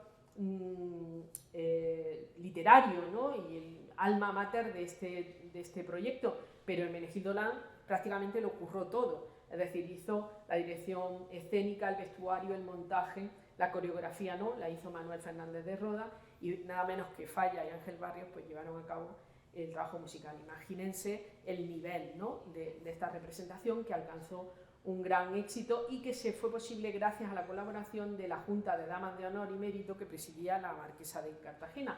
Todo este proyecto llevó un enorme trabajo previo, que se iba a hacer, que no se iba a hacer, que se iba a hacer en el centro artístico. Después, al final, fue una colaboración entre el Ateneo y la Junta de Damas de Honor. Otra de las iniciativas que tienen que ver con la presencia de Leopoldo Torres Balbás en el Ateneo es la exposición homenaje a don Manuel Gómez Moreno González en el salón principal del Ateneo, en enero del 28. Esta exposición, la comisaria Antonio Gallego Burín y Hermenegildo Lang colabora en todo el montaje, y también Gabriel Morcillo. A la inauguración asiste Leopoldo Torres Balbás, que lo voy a señalar, es delante del maravilloso cuadro de San Juan de Dios bajando la escalera, aquí también en la parte de abajo, el tercero por la derecha, y se exponen 235 obras, imagínense lo que es mover 235 obras, y además se conserva un magnífico catálogo de este proyecto.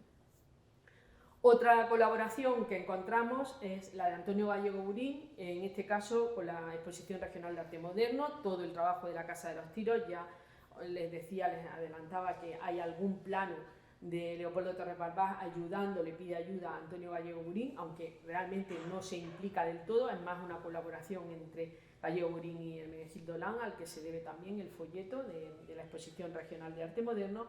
Este antes y después de la Casa de los Tiros, evidentemente fue también otro hito muy dirigido por el propio Leopoldo Torres Balbás a Gallego Burín, que le iba orientando en las intervenciones. Y luego en esa exposición de arte moderno, en la exposición regional de arte moderno que se inaugura en la Casa de los Tiros en el 29, y donde hay una presentación un poco de los nuevos aires de la pintura en consonancia con lo que se estaba también hablando en el Ateneo, en las famosas conferencias de la Noche de Brumario y de la revista Gallo. Pues tenemos el cartel de Hermenegildo Lang del Patronato Nacional de Turismo anunciándola. Luego Torres Balbás se ve envuelto también en una polémica a raíz de su papel como arquitecto de zona, al que se le atribuyó también, se le metió también en el mismo saco de la decisión de desmontar el coro y trascoro de la Capilla Mayor de la Catedral de Granada, y su traslado a la Capilla del Sagrado Corazón, que es donde está ahora mismo. Esta iniciativa era de un arquitecto, del arquitecto Ricardo García Guereta y del escultor Navas Parejo, y que además pues, había sido el cabildo catedralicio el que le había hecho el encargo y por supuesto había pasado por las instancias que tenían que haber pasado, pero metieron a Torres Balbás en esa polémica. Hubo una intervención de la Academia de San Fernando donde se hace un informe de Teodoro Anasagasti bastante duro, pero al final la cosa quedó un poco sin muchas conclusiones, simplemente pues que se ganaba, ¿no?, en prestancia, y por lo tanto se admitía la intervención. Y voy a contar esto último ya porque tengo más cosas que contarles, pero voy a ir terminando ya para no hacerle muy cansino, y si tienen alguna pregunta pues la podemos comentar en el coloquio de después, que es la Exposición Iberoamericana de Sevilla del año 29. Esta exposición fue una iniciativa, obviamente, que intentaba pues, en fin, compensar a Granada, ¿no?, de los grandes fastos que se habían programado para el año 29, tanto en Barcelona, que era la gran exposición internacional, y en Sevilla, que había sido la iberoamericana. Claro, Santa Fe era la cuna de la hispanidad, pasaba por ser la cuna de la hispanidad, y Granada había quedado un poco aparcada en esos fastos, ¿no? En este caso se le concede la posibilidad de poder ir con un pabellón, y esa comisión estaba presidida por don Luis Seco de Lucena, que aparece aquí a la izquierda, y fue el comisario de dicho pabellón Antonio Gallego Burín. Pero en ella también intervienen Rubio Calmarino, Cienfuegos y Torres López, pero será Leopoldo Torres Balbás el encargado de realizar el pabellón de Granada y la colaboración con Gallego Burín en todos los contenidos, ¿no? En este caso también participa el centro artístico. Los planos del proyecto que realiza Leopoldo Torres Balbás se conservaron en el archivo privado de Torres Balbás, que ahora está en el Patronato de la Alhambra. Es un pabellón de aire regionalista, donde él hace una síntesis de lo que ha sido la arquitectura granadina, evidentemente con su máximo referente, que es la Alhambra, pero también es un proyecto de colaboración entre amigos. Aquí está la fotografía aérea donde se ve el pabellón granadino junto al de las otras ciudades, el de Jaén, Huelva, Cádiz, Castilla la Nueva, y que se llamaba Castilla la Nueva, no La Mancha, y el pabellón granadino, que tiene cierto aire de lo que era la iglesia de San Nicolás, ¿no? Se parece un poquito en sus volúmenes a la iglesia de San Nicolás.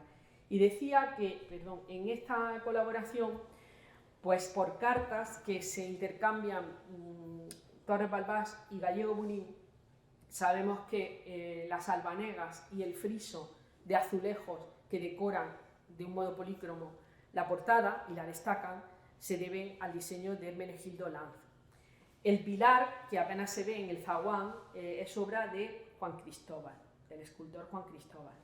Y hay una idea que no se lleva finalmente a término y que plantea Torres Balbás a Gallego Burín, y es que también formen parte de las obras del pabellón los cuadros que está haciendo en ese momento Gabriel Morcillo, dedicados a ilustrar los cuentos de Washington Irving, ya que estamos en una exposición dedicada al turismo y a poder exponer los elementos más referenciales de la ciudad, pues también esa evocación a Washington Irving había sido una idea que se trasladaba siempre al Ateneo, de hacer un homenaje al escritor Washington Irving, que al final no se lleva a cabo.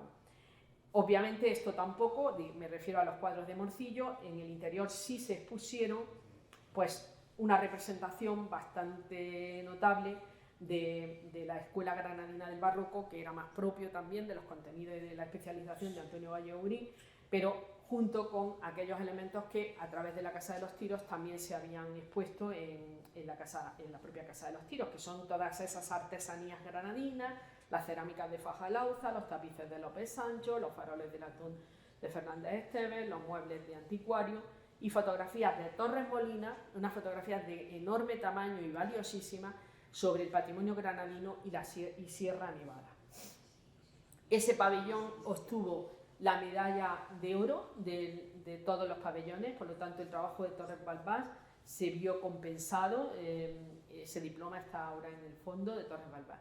Y la exposición de Barcelona, donde Torres Balbás en este caso colaborará con de nuevo Gallego Burín y el comisario, que era don Manuel Gómez Moreno, y también bajo la tutela de don Elías Tormo. Otra vez vuelven a aparecer estas personalidades que habían tenido tanto que ver con la formación y la ascendencia y la inspiración de Torres Balbás, que es la participación de piezas del Museo de la Alhambra en esa exposición de Montjuïc, ¿no? Aquí tenemos algunas de esas piezas que figuraron, que formaron parte de las que se prestaron, y además de esas piezas originales también se llevaron pinturas de las casas del Partal, me refiero a pinturas, copias de las pinturas de las salas del Partal, de las salas de los Reyes, y vaciado en yeso del alero del patio del Cuarto Dorado, entre otras, según un expediente que se conserva en el archivo de la Alhambra. Decía que iba a terminar, pero no podía dejar de terminar sin hablar finalmente de una de las personalidades que quizás con más interés y con más cariño le tenía Leopoldo Torres Balbás, que era don Manuel de Falla. Manuel de Falla había formado parte de la primera junta directiva también del Ateneo de Granada, y él y Torres Balbás habían tenido ya un vínculo previo a través del hermano de Manuel de Falla, Germán, que habían coincidido como estudiantes en la Escuela de Arquitectura de Madrid. También, por cierto, coincidirían en la Exposición Internacional Iberoamericana de Sevilla, porque el hermano de Falla, Germán, va a ser el autor del pabellón de Venezuela, que todavía se conserva. El de Granada, desgraciadamente, no.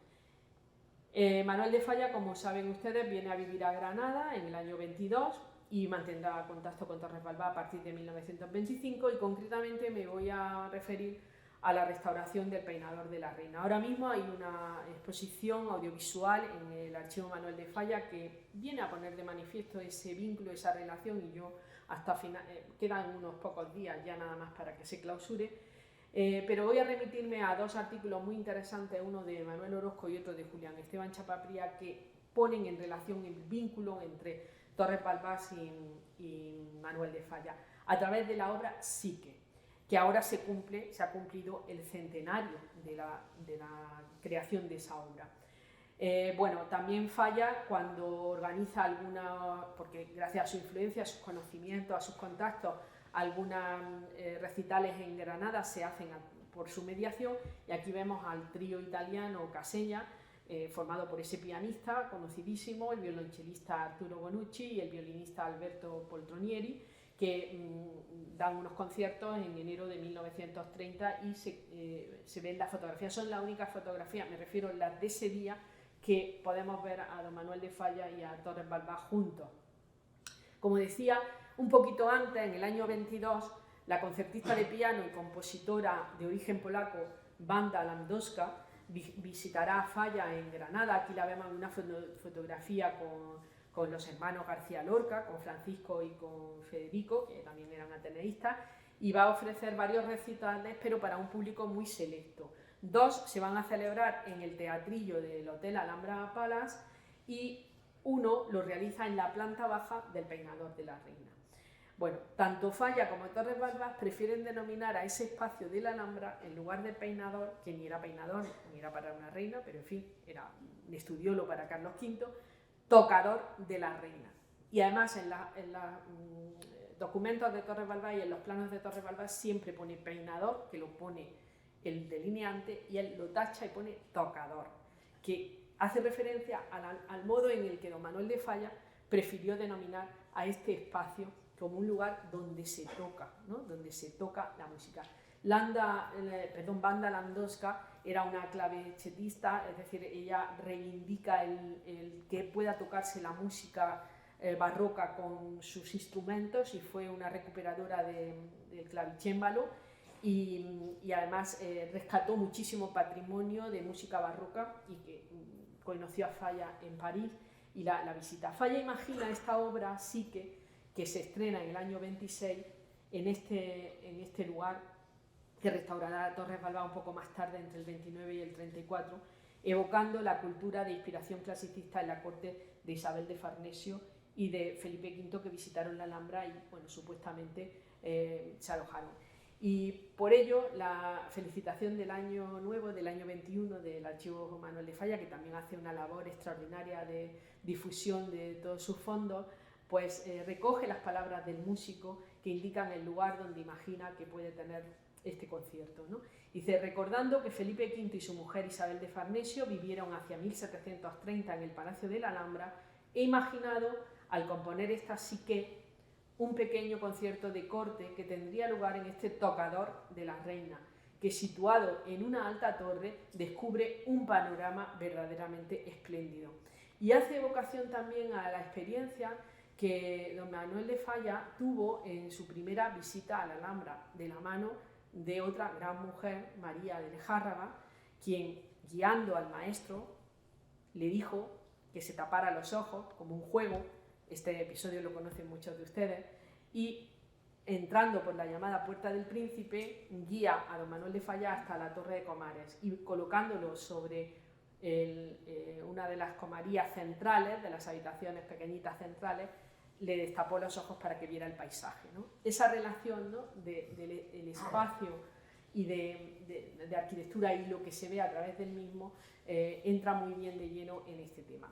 Yo quería dejarlo aquí sin no antes decir que una de las razones por las cuales, bueno, lo digo porque también es verdad que la conferencia de la semana pasada del Menegildo Land fue una conferencia que puso de manifiesto también esa tristeza, ¿no?, que muchos de estos hombres que dejaron lo mejor de sí mismos en su trabajo, porque, como bien dice muchas veces Manuel Mateo, era un laborópata. Realmente todos ellos, y particularmente Torres Balbás, fue una persona que lo más que hizo fue trabajar. No tuvo demasiadas relaciones, y las pocas relaciones que tuvo las tuvo a través de estos amigos, de estos vínculos de estrecha amistad, que luego cuando él, bueno, a partir del 31 deja la Alhambra porque saca la cátedra, no la deja del todo, viene todos los meses, hace el trabajo, hace también y acomete algunas de las obras más excepcionales, ¿no?, ya con plenos principios, ¿no?, de las cartas de Atenas, donde él es uno de los ponentes de esa carta de la delegación española, y donde utilizará los nuevos materiales, ¿no?, el cemento para la consolidación estructural, y también soluciones innovadoras como la viga, ¿no?, que introduce para que los muros de la Torre de Comares, que estaban abiertos, ¿no?, se puedan mantener. Bien, digo esto y otra serie de razones que las tengo aquí, pero no me da tiempo ya a poder contarlas todas. Sí quería terminar diciendo que Torres Balbás fue también otro de los exiliados interiores. Es decir, él se fue obligado, bueno, le pilló la guerra en Madrid con sus alumnos, viajando en un viaje de estudio por tierras de Segovia y de Soria, y le pilló el golpe de Estado en estas tierras, o sea, ejerciendo la otra profesión que tenía, que era la de profesor, ¿no?, la de catedrático.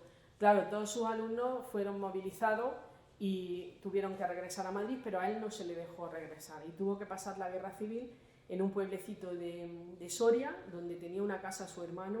El único consuelo que pudo tener, al menos, fue esas paredes que por lo menos le eran familiares, y un diario retrospectivo que escribe, y que yo he tenido el privilegio de leer, y por eso me conmueve, ¿no?, el poder conocer el sentimiento de Torres Balbás, su tristeza, su inquietud. No sabía nada de su mujer, de su hijo, que estaban en Guadarrama pasando el verano, se habían ido los primeros días del verano, no tiene noticias en los primeros momentos, no sabe si ir a Granada o no, le dicen sus amigos que no venga, que está habiendo una represión tremenda y sin duda si hubiera estado en Granada hubiera sido otra de las víctimas, de las muchas víctimas de esa represión atroz que vivió la ciudad en esos primeros momentos de la guerra. Después tuvo que sufrir 3 depuraciones políticas, sin él ser político y decían en los expedientes que era de la Institución Libre de Enseñanza, institución peligrosísima, y que además había hecho la restauración del Patio de los Leones contra el pueblo granadino, contra el pueblo de Granada, era otra de las acusaciones. Evidentemente él sufrió y vivió con mucha incertidumbre todas esas depuraciones, 3 nada más y nada menos, entre el 36 y el 41, que finalmente todas se sobreseen. Por supuesto, esos amigos, esos colegas que había tenido testifican a favor de él y dicen que es una persona que no ha tenido ninguna afiliación política ni nada de lo que se le acusa, pero en cualquier caso él termina sus días en Granada pensando en ese recuerdo. Luego, claro, tiene que vivir 3 décadas de profesor, 3 décadas con bastantes generaciones de alumnos que se licencian. Algunos de ellos le recordarán siempre, por ejemplo Fernando de Terán, un gran urbanista, donde en su necrológica pues, describe el último día de don Leopoldo en las clases. Él fallece a los pocos días de haber sido atropellado por una motocicleta cuando iba al Instituto Valencia de Don Juan, una de sus últimas dedicaciones, y siempre tuvo a Granada en el corazón. Eso lo dice por escrito varias veces y por tanto esas cartas que aún todavía conservó a lo largo de su vida y que estaban perdidas hasta que se recuperaron en 2013 en un sótano de la casa de su hijo y que hoy están en el archivo de la Alhambra, junto con lo que quedó de su biblioteca, ponen de manifiesto ese exilio interior y esa tristeza de alguien que ha sido el padre de la Alhambra moderna, como decía. Muchas gracias.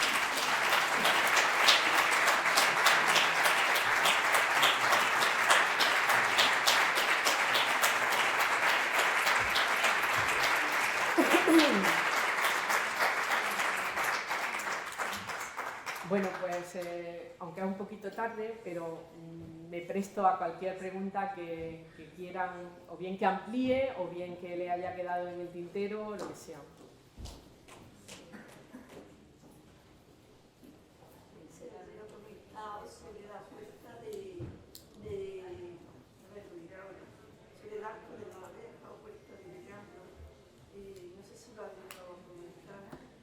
Pues sí. A ver, como les decía, tenía muchas más imágenes para poder hablar pues todo lo que se quiera de Torres Balbás, ¿no? Uy, perdón. Efectivamente, él como arquitecto de la sexta zona tiene que acometer una serie de trabajos en la ciudad, recupera algunos. Bueno, se me ha olvidado Emilio García Gómez, que también estaba en... Vamos a ver, me preguntaba sobre la Puerta de la Oreja, ¿no? La Puerta de la Oreja del Bosque de la Alhambra es una intervención de las denominadas anastilosis, que es una vez que se tienen los elementos originales y se sabe cómo pudo ser, se podía reconstruir, ¿no? Y se reconstruye. Hubo un debate en su momento sobre dónde ubicarla, se pensó en ubicarla dentro de la Alhambra, pero Torres Balbás siempre fue contrario a esta idea porque pensaba que no se correspondía con el contexto originario. Y hay una cuestión, te remito a uno de esos libros, el de la Alhambra y la restauración científica, donde hay un capítulo que cuenta con mayor detalle esta operación desde una perspectiva crítica. No como la cuenta, bueno, Torres Balbás también la publicó, ¿no? Como casi todos sus trabajos, creo que fue en la propia revista Arquitectura o en la Crónica Arqueológica de España, no recuerdo bien. En cualquier caso, ese ejemplo de anastilosis viene dado por el hecho de que era un icono de la ciudad que además había representado en el momento en el que se demuele una auténtica conmoción en las conciencias y en las personalidades que en ese momento defendían el patrimonio, ¿no? Que además terminó con la dimisión de la Comisión de Monumentos en aquella época. Lo único que consiguieron fue salvar la mayor parte de los sillares. Y cuando se plantea la idea de poder reconstruirla, hacer una reconstrucción, Torres Balbás da la idea del bosque de la Alhambra, porque el bosque de la Alhambra que él recupera como tal idea de transición entre la ciudad y el monumento, le parece indicado para poder ubicar en ello este tipo de elementos, ¿no? Que además, aunque fueran aisladamente, se podían valorar como además está a eje de la Puerta de la Justicia, donde cualquier persona que fuera o se encaminara, por supuesto en el coche de San Fernando, ¿no? Andando, que es como él pensaba que debía de subirse a la Alhambra, ¿no? Pues pasara por allí y viera el tipo de puerta, pudiera confrontarla con la propia Puerta de la Justicia, donde él pensaba que era la mejor entrada, ¿no? para comprender la Alhambra. Y en esa iniciativa pues hace una estructura que la vemos aquí en un croquis a la derecha, que es como el sólido capaz, es decir, él hace una estructura de mampostería a la que va adosando las piezas que estaban conservándose y que se veía. Y luego faltaron unas pocas piezas y nadie sabía dónde estaban, porque la mayoría estaban en unos almacenes del ayuntamiento, y preguntó a don Manuel Gómez Moreno dónde se encontraban esas piezas de los arcos, de las dovelas, que no estaban. Y las encontraron enterradas en el Museo Arqueológico, en la Casa de Castri, en la parte del jardín de detrás estaban enterradas esas piezas. Si quieres saber un poquito más, está publicado por el propio Torres Balbás, y luego hay un análisis crítico sobre un concepto museográfico de reconstrucción de anastilosis para entender esa relación, ese vínculo con las puertas de entrada a la Alhambra. Muchas gracias. ¿Alguna pregunta más? Nadie me ha preguntado por la polémica del Patio de los Leones, que la tenía aquí apuntada. La polémica del Patio de los Leones fue el elemento más cruel que tuvo que vivir Leopoldo Torres Balbás, porque fue la palanca que aprovecharon para poder cargar contra él todas las críticas, todos los odios, todas las envidias, todo habido y por haber, pues cargaron contra él, ¿no? Diciendo que lo había hecho, pues eso, inventándoselo poco más o menos, hubo una comisión y tal. Y ahí una vez más, y por eso lo había traído aquí a colación, porque en esa polémica, además de entrevistas que le hacen a él y explica por qué ha dado con la solución de ese templete, ¿no? También hay una carta, indigna a don Manuel de Falla, esa polémica, y es don Manuel de Falla el que reúne en su casa pues a Gallego Burín, a Prieto Moreno y a otros amigos para hacer una carta pública en descargo de Leopoldo Torres Balbás, que es la mejor prueba de la amistad. Cuando en momentos de dificultad alguien da un paso, se significa en favor de quien están dándole por todos los lados, pues me parece que también es una prueba estupenda de amistad. Creo que lo tengo también por aquí, por si queréis verlo. Este era el diario, ¿no? Esta es la imagen del diario con todas esas cuartillitas guardadas, ¿no? Con celo. Aquí está él con don Manuel Gómez Moreno. Fíjate, me parece que está por aquí detrás. Aquí está. La carta que le manda Torres Balbás a don Manuel de Falla. Como siempre, por fortuna tenemos esta carta, probablemente esté en el archivo de Falla, pero yo la he sacado de un borrador, porque él hacía todas las cartas como en sucio, ¿no? Por si le fallaba algo, después las pasaba limpio y decía, me van a permitir que lo lea porque es desde luego el ejemplo de esa amistad, de esa admiración, por eso lo dejé a don Manuel de Falla para el final. Señor don Manuel de Falla, querido maestro y amigo, no sé cómo agradecerle a usted todo lo que ha hecho por mí con motivo de la campaña acerca de la sustitución de la cubierta del templete del Patio de los Leones. Más que toda esa campaña, lamento el tiempo que habrá invertido en mi defensa y las molestias y perturbaciones en la regularidad cotidiana de su vida. Se lamenta un poco de que haya descuidado, ¿no? Su principal trabajo, ¿no? Alterada sin duda en estos días pasados, mi respeto, admiración y cariño hacia usted auméntanse con esta deuda de gratitud inextinguible. Anima y reconforta ver que se tienen tales amigos. y de tal calidad. Comprendo que a mucha gente le gustase más la cúpula de antes que el tejado de ahora, pero creí tener algún derecho a que los granadinos me tratasen con más consideración, teniendo en cuenta que durante varios años he estado plenamente entregado a la conservación de los monumentos de esa ciudad. Por temperamento soy hombre corto de palabras, con ellas no sé expresar mi inmensa gratitud hacia usted y los restantes amigos que tan noble, gallarda y generosamente han tomado mi defensa. Con un afectuoso saludo para usted y María del Carmen, la hermana de Falla que vivía con él, de su devoto admirador y amigo. Creo que esta carta dice pues toda esa gratitud, ¿no?, que podía tener hacia. Y este es el texto, dice, sobre la reforma del Patio de los Leones, que la firman Antonio Gallego Burín, además de Falla, Emilio García Gómez, Francisco Prieto Moreno, José Segura Soriano, y sale publicada el 31 de enero del 35 en el Defensor de Granada. Luego hay también algunas cosas, bueno, esto es parte de los recortes del propio Torres Balbás, estos están sacados de su archivo, esta también, y aquí el resultado, muchas veces, el otro día cuando estuvimos visitando la Alhambra, estuvimos comentando el porqué de esa solución, ¿no?, que se abre mucho el tejado, ¿no? A ver, hay unos dibujos de Torres Balbás que ahora están expuestos en la exposición de la Alhambra, pero no el croquis original, donde Torres Balbás dibuja un tejado un poquito con una pendiente menos abierta, ¿no?, porque hace las mediciones y entonces el sentido de este cupulín, de este tejado, era proteger el maravilloso techo, que es una cúpula de madera, que es un prodigio de la carpintería nazarí. A la hora de hacer los cálculos matemáticos y de diseño, pues se da cuenta que la obra nazarí no es perfecta, y entonces no encaja al 100% en el diseño que ha hecho, y lo dibuja, ¿no? Lo dibuja de una manera en croquis con color rojo, como él solía hacer.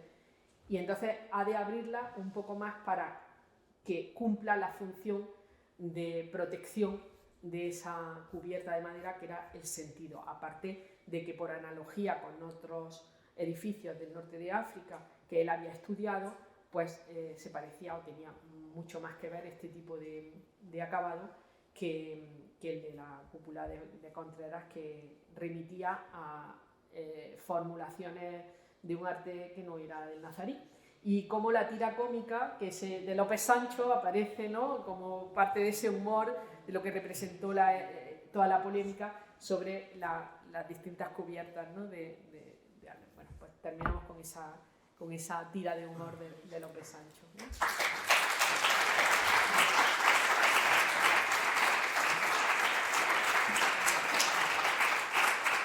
No sé si había alguna otra pregunta más.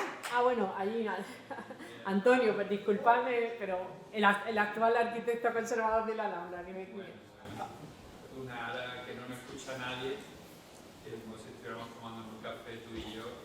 Leopoldo Torres Balbás quitaría la cúpula en el año 2025.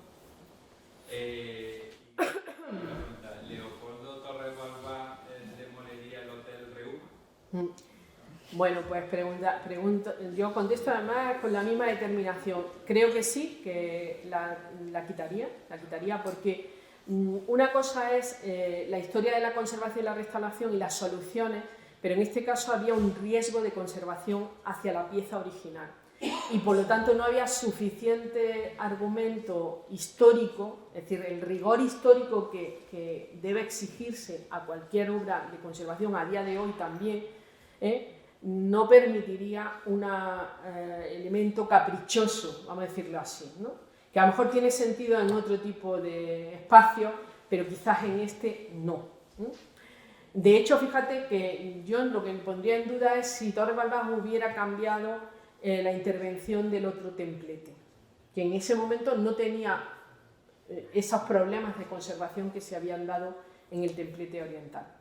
Y el Hotel Reuma, bueno, en fin, yo tengo un criterio que es también el del rigor científico, es decir, el Hotel Reuma forma parte de la historia urbana de Granada, con independencia de que es una fachada, que el tema del fachadismo se ha criticado mucho, pero es un edificio que representa también una forma y un modo de urbanizar esa zona de la ciudad. No es un Carmen, ni vamos a inventarnos ahora el Carmen por muchas fotografías que haya del siglo XIX, ni tampoco creo que deba demolerse, evitando una urbanización que ha existido históricamente y que ha cumplido una función. Y voy a decir una cosa un poco también atrevida, y es que yo creo mucho también en el patrimonio intangible, y hay una denominación que es la que tú has llamado Hotel Reuma, que es como lo conoce la gente, y que es un modo vulgar, ¿no? Lo que llamaban los antiguos vulgo, ¿no?